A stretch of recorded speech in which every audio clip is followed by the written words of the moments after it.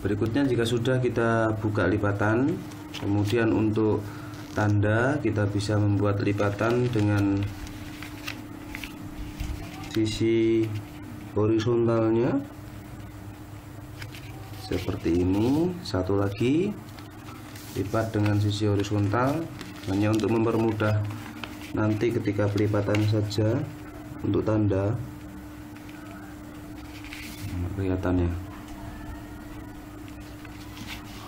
Oke, berikutnya jika sudah kita buka lipatannya, kemudian arahkan ke 4 sudutnya ke titik tengah seperti ini. Lakukan hal yang sama untuk sisi lainnya, keempat sisinya. Oke, seperti ini. Lipat lagi, dan yang terakhir kita lipat lagi.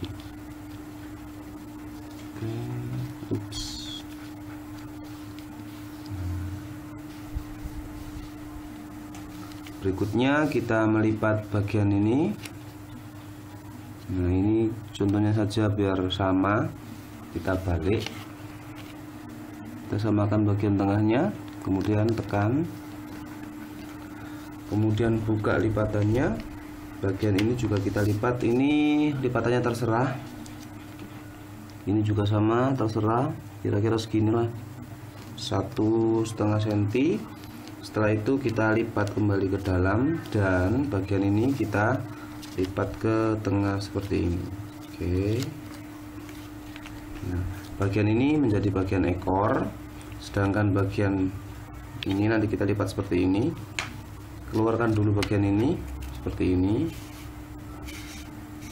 kemudian kita lipat mulai dari bagian ini sampai ke sini, jadi seperti ini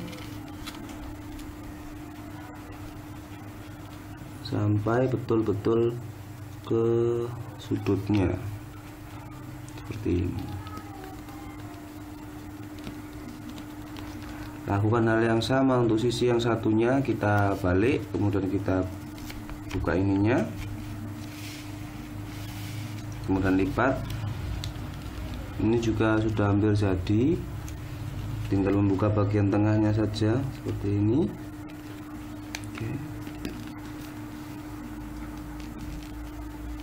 Nah, bagian tengah ini kita hanya perlu membukanya seperti ini dan kita keluarkan.